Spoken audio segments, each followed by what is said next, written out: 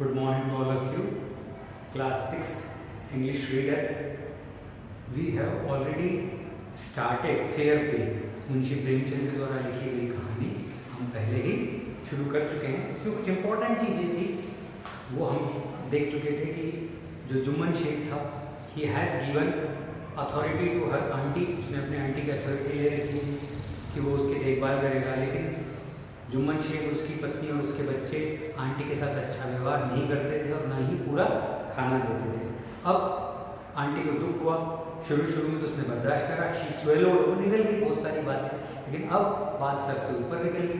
तब उन्होंने कहा आंटी ने कि अब मैं पंचायत में जाऊंगी और अपना हिस्सा अलग लूँगी। सो फॉर मेनी डेज, काफ़ी दिनों तक, the old lady was seen talking to the villagers, explaining her care and seeking their support. Seeking मतलब खोजना, ढूंढना। वो सपोर्ट खोज रही थी, सभी लोगों से मिलती और कहती देखो मेरे साथ ये लोग इतना बुरा कर रहे हैं, क्या तुम मेरा साथ दोगे, क्या तुम मेरा साथ दोगे।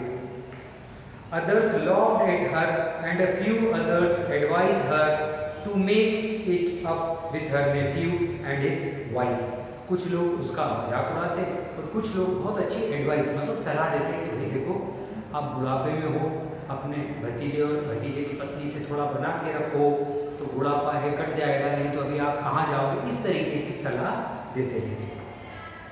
At least she came to Algu Chaudhari, और एक दिन वो अलगू चौधरी से मिली and spoke to him. Speak का second form spoke, speak S-P-E-A-K, speak, spoke, and third one is spoken. Third one is spoken. So she spoke, वह बोली अलगू चौधरी से। Algu Chaudhary was a good friend of Jumman Sheikh. So spoke to him. You know, Chachi, Jumman is my best friend. How can I go against him? चाची में aunty, उसने बोला चाची आप जानती हो कि जुम्मन मेरा बहुत अच्छा दोस्त है और मैं उसके खिलाफ नहीं जा सकता हूँ। But is it right my son to keep mum and not say what you consider just and fair. फिर चाची बोली तो बेटा क्या ये सही होगा कि सत्य और सारी बातें जानने के बावजूद भी कीप मम, मम मतलब चुप रहे, तुम चुप रहो। अगेन आई एम रीडिंग, बहुत अच्छी बात बोली उसने। बट इज इट राइट, क्या ये सही है? Is it right my son to keep mum and not say what you consider just and fair. क्या तुम सत्य का साथ नहीं दोगे? प्लीडेड द ओल्ड लेडी, उस ओल्ड लेडी ने बड़ा दुख के साथ इस बात को कहा, जोर दिया। Come to the panchayat and speak the truth, she said, वह बोली कि पंचायत में आओ और बात करो, फिर हम देखते हैं। She said, Algu did not reply but her words keep ringing in her eyes. Algu कुछ नहीं बोला, लेकिन उसने आंटी चाची की आंखों में से बहते हुए आंसू देख लिए थे कि चाची सत्य कह रही है, मेरा दोस्त जो है जुम्मन शेख उसने अच्छा व्यवहार नहीं किया है। Will Algu speak the truth? अगला क्वेश्चन, क्या अलगू सत्य बोलेगा? Will Algu speak the truth? Even Algu is a good friend of Jumman Sheikh. The panchayat was held the same evening under an old banyan tree. एक पुराने बरगद के, पहले बरगद के पेड़ के नीचे चबूतरा होता था, उसमें सारे लोग बैठते थे और पंचायत शुरू हुई उसी शाम को, जिस सुबह वो अलगू चौधरी से मिले। Jumman stood up and said, Jumman खड़ा हुआ और बोला, the voice of the panch is the voice of God. पंचों की जो राय होगी वो भगवान की राय, पंचों की जो आवाज होगी वो भगवान की आवाज है, और मैं पंचों के कहे अनुसार मानूंगा। I will accept the advice of panch. The voice of the panch is the voice of the God. Let my aunt nominate the head panch, I will abide by her decision. Let my aunt nominate the head punch. मेरी aunty को जिसको सरपंच चुनना है उसको चुन ले, मैं मेरा नहीं बोलूँगा, आंटी जिसको बोलेगी उसको मैं हेड पंच बनाने को तैयार तैयार हूँ।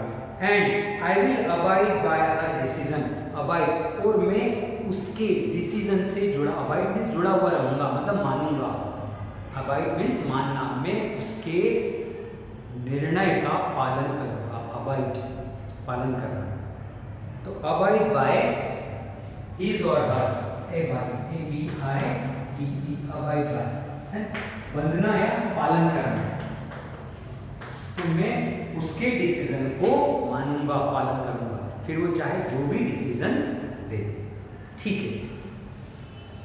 The panch knows neither friend nor enemy. What do you say about Algu Chaudhary? The old lady announced. Old lady ने घोषणा करी कि the punch knows neither friend nor enemy. जो पंच होता है ना, जो न्यायपालिका में जो हेड होता है, उसका न तो कोई दोस्त होता है और नहीं कोई दुश्मन होता है। What do you say about Algu Chaudhary? तुम अलगू चौधरी के बारे में क्या कहते हो? मेरी राय है कि अलगू चौधरी को हेड पंच बना दिया जाए। फाइन, बहुत बढ़िया। Reply Jumman, hiding his Joy, अपनी खुशी छुपाते हुए, कोई बात नहीं, तैयार हूँ। खुशी क्यों थी? क्योंकि उसको मालूम था Algu Chaudhary is my friend and he will give the decision in favour of me. वो मेरे पक्ष में फैसला सुनाएगा। सो जो खुशी को छुपाते हुए, hiding over joy. This unexpected piece of luck, ये तो उसके अनएक्सपेक्टेड पीस ऑफ लक, उसके भाग्य में जो नहीं था वो मिल रहा है उसको, उसका दोस्त ही हेड पंच मिल रहा है। अनएक्सपेक्टेड मतलब है ना, अनिश्चित, अचानक, जो आशा नहीं थी उसी के साथ वो काम हुआ। अनएक्सपेक्टेड पीस ऑफ लक, उसका भाग्य चल गया और उसको उसका दोस्त ही पंच मिल गया। चाची, you are aware of my friendship with Jumman, सेठ अलगू। अलगू ने कहा, चाची तुम मुझे हेड पंच बना तो रही हो, पर क्या तुम्हें मालूम है मैं और जुम्मन बहुत अच्छे दोस्त हैं। अब अगर मेरा कोई फैसला हुआ फिर बाद में ये मत बोलना कि तुमने दोस्त का पक्ष लिया। आई नो दैट, चाची बोली, आई नो दैट, मैं जानती हूँ। रिप्लाई द आंट, आंटी ने जवाब दिया, रिप्लाई करा, but I also know that you will not kill your conscience for the sake of friendship. जमीर, conscience means जमीर। मुझे विश्वास है कि तुम तुम्हारे सत्य को, अंदर जो सत्य है, तुम्हारा जमीर है, उसे नहीं मारोगे। फ्रेंडशिप अलग, न्याय अलग, और तुम्हारे मन में जो सत्य बात है वो अलग। For the sake of friendship, sake मतलब के लिए, तुम तुम्हारी दोस्ती के लिए अपने जमीर को नहीं मारोगे, ये मुझे विश्वास है। God lives in the heart of पंच, कहते हैं पंच जब न्याय करता है तो उसके मन में भगवान बैठा होता है, उसके मन में भगवान का वास होता है। His voice is the voice of God, वो जो बोलता है वो भगवान की वाणी होती है। इसलिए मैं पूर्ण रूप से तुम पर विश्वास करती हूँ कि तुम जो बोलोगे वो भगवान के शब्द होंगे। The old lady then explained her case, और फिर उस लेडी ने अपना पूरा केस, पूरा मुद्दा सुनाया कि किस तरीके से मुझे जुम्मन शेख ने पहले वादा किया कि वो खाना खिलाएगा, अच्छे से रखेगा, थोड़े दिन तो रखा, पर धीरे धीरे धीरे धीरे मुझे परेशान करना शुरू कर दिया। जुम्मन शेख ने, उसकी पत्नी ने और उसके बच्चों ने, शी एक्सप्लेन, उसने सारी बातें बता। जुम्मन सेठ अलगू, अलगू ने कहा, Jumman you and I are old friends, तुम और मैं पुराने मित्र हैं। Your aunt is dear to me as you, तुम्हारी आंटी भी मुझे उतनी ही सम्मानजनक है, उतनी ही प्रिय है जितने तुम। नाउ आई एम ए पंच, अब मैं न्याय का पंच बन गया हूँ। So you and your aunt are equal before me, तुम दोनों मेरे सामने समान हो। इक्वल बिफोर मी, मेरे सामने आंटी और तुम में कोई फर्क नहीं है। What you have to say in your defense, तुम्हें अपने सुरक्षा या अपने बारे में, अपने बात में, अपने केस में क्या कहना है, तुम भी बोल सकते हो, क्योंकि पंच दोनों को मौका बराबर देती है। 3 years ago began जुम्मन, धीरे से जुम्मन शुरू हुआ। कि 3 साल पहले my aunt transferred her property to me. ये जो मेरी आंटी है, चाची है, इसने अपनी सारी संपत्ति मेरे नाम ट्रांसफर कर दी, स्थानांतरित कर दी, मेरे नाम कर दी। I promise to support her as long as she live. और मैंने वादा किया कि जब तक ये जीवित रहेगी मैं इसका ध्यान रखूंगा। I have done all I could. जो भी मैं कर सकता था मैंने किया। आई हैव डन, मैंने किया, व्हाट आई कुड, जो भी मैं कर सकता। यहाँ कुड सेकंड पास्ट टेंस है, कैन का है। कैन मतलब कर सकता हूँ, कुड मीन्स किया, कर सकता। मैंने वो सब किया जो मैं कर सकता था। There have been a couple of quarrels between my wife and her. कुछ झगड़े मेरी पत्नी और मेरी आंटी के बीच में हुए, but I can't stop it. Now my aunt is claiming a monthly allowances from me. This is not possible. That's all I have to say. अब मेरा इतना होने के बावजूद भी मैं मेरी आंटी के लिए कुछ न कुछ करता रहता हूँ, हमेशा उनको सपोर्ट करता हूँ। अब ये अलाउंसेस मांग रही है, भत्ता मांग रही है, इसकी ज़मीन से इतना पैसा नहीं आता है, तो मैं अनेबल हूँ इसको पैसा देने के लिए। Jumman was cross examined by Algu. Cross examined means cross questioning. कुछ क्वेश्चंस पूछे गए अलगूस के द्वारा जुम्मन से, मतलब जुम्मन को क्रॉस क्वेश्चन पूछा गया कि क्या तुम इसको खाना देते थे, क्या झगड़ा करती थी, ये ऐसे क्वेश्चन पूछे गए। तो हु आस्क्ड द क्वेश्चन, किसने पूछे? अलगू ने। So Jumman was cross examined by Algu and others. और दूसरे लोगों ने भी जो पंच थे उनने पूछे। Then Algu announced. अब अलगू ने घोषणा की, we have gone into the matter carefully. हम इस मसले में बड़ी गंभीरता से पूरे डेप्थ अंदर तक, तह तक गए और हमने इस केस को दोनों पक्षों से सुना, आंटी से भी सुना और जुम्मन से भी सुना। इन आवर ओपिनियन, हमारे विचार से, हमारे अनुसार, Jumman must pay his aunt a monthly allowances. Jumman को मंथली अलाउंसेस देना ही चाहिए। मस्ट पे, मस्ट है, जरूरी, मस्ट पे जरूरी है, आवश्यक रूप से अलाउंसेस जो भी भत्ता मिलता है पैसा देना चाहिए। और else the property goes back to her, या जुम्मन को फिर से प्रॉपर्टी आंटी के नाम करना होगी। किसने फैसला सुना है? अलगू ने। कौन बैठा है? भगवान। उसने कहा था ना आंटी ने कि the voice of panch is voice of God. Aunty ने कहा जो आवाज है ना पंच की आवाज नहीं, ये भगवान की आवाज है। Now the two friends were seldom seen together. Seldom मतलब कभी कभी, SELDOM, seldom, कभी कभी, यदा कदा,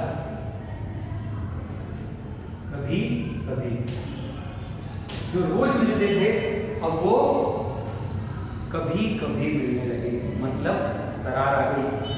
जुम्मन को लगने लगा कि मेरा दोस्त होने के बावजूद अलगू ने मेरे साथ धोखा किया, आंटी का पक्ष लिया, जबकि लेना चाहिए थी मेरी side. He has taken aunty side but he could take my side. उसे मेरी तरफ लेना चाहिए, मेरा पक्ष ले सकता था, और लिया किसका? आंटी का। सो नाउ अब the two friends were seldom seen together. कभी कभी दोनों आमने सामने एक दूसरे को देखकर निकलते थे। बात बंद हो गई, दोस्ती टूट गई। The bond of friendship between them was broken. दोस्ती का जो बंध था टूट गया। In fact Jumman was Algu's enemy. आज की तारीख में जबकि जुम्मन अलगू का सबसे बड़ा दुश्मन हो गया, जो कि दोस्त था। And wanted to his revenge, बदला, revenge means बदला, वो अपना बदला लेना चाहता था कि कब मौका मिले और मैं बदला लूं। किससे? अलगू चौधरी से, क्योंकि अलगू ने मेरा पक्ष में लेकर मेरी आंटी का पक्ष लिया, ऐसा जुम्मन का सोचना था। Days passed and his ill luck would have it. दिन गुजरने लगे और इल लक मीन्स बदकिस्मती ने अलगू चौधरी का दरवाजा एक दिन खटखटाई दिया। मतलब बदकिस्मती से अलगू चौधरी के साथ वो हुआ और जुम्मन उसका पंच बन गया। बैड लक था, रिवेंज, बदला चाहता था, समय आ गया। Algu Chaudhary found himself in a tight spot. Algu Chaudhary ने अपने आप को बड़ा एक ऐसी जगह पर, बंधी हुई जगह पर पाया जहां पर वो कुछ नहीं बोल पा रहा था। हुआ क्या था? One of his fine pair of bullock died and he sold the other to Samjhu Sahu. उसके पास एक पेयर, जोड़ी थी बुलक बैल, एक की डेथ हो गई, एक की मृत्यु हो गई। अब उसने सोचा एक का क्या करूंगा, तो उसने उस एक को ले लिया।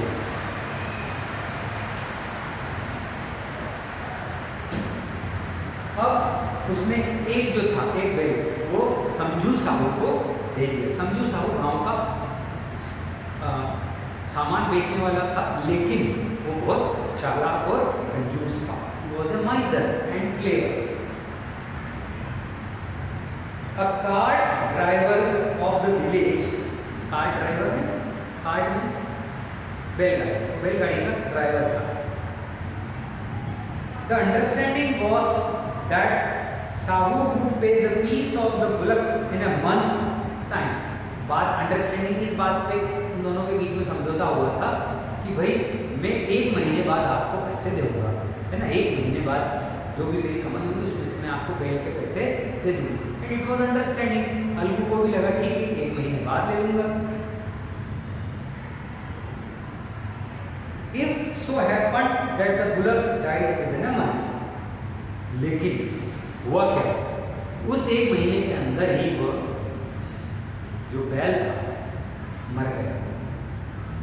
Several months after the bullock's death, Algu reminded Sahu of the money.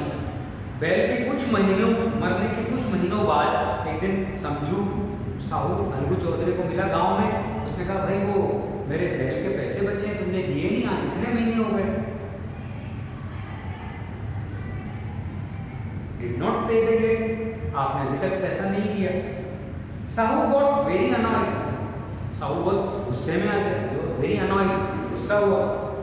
I can't pay you a penny for the wretched beast, मतलब तुमने जो मुझे मरा हुआ थका हुआ बैल दिया था, है ना, जो आप देखेंगे ना, beast means जो तुमने, उसने ये कहा, उसने जो मुझे तुम मरा हुआ जानवर, that was a word, annoyed beast, है ना, wretched beast, you have given me a third class beast, तुमने मुझे जो बैल दिया था, that was not good, that was not good, वो बीमार था और मरा हुआ था। You sold me, जो तुमने मुझे बेचा। He brought us nothing but ruin, ruin means खंडर, टूटा हुआ। तुमने हमने कुछ नहीं किया, बल्कि तुमने ही हमें बहुत खराब बैल दिया। I have a bullock, use it for month and then return it to me. No money for the dead bullock. He said angrily, और गुस्से में बोला, मैंने तुमसे कहा था कि मैं 1 महीने बाद पैसे दूंगा बैल के, मरे हुए बैल के नहीं। तुमने जो बैल दिया वो तो 1 महीने में ही मर गया। So he denied, मना कर दिया पैसे देने से अलगू को। Now Algu have come under pressure, Algu बड़े दबाव में आ गया कि मैंने इतना अच्छा बैल दिया था और इसने उसे मार दिया और पैसा नहीं दे रहा।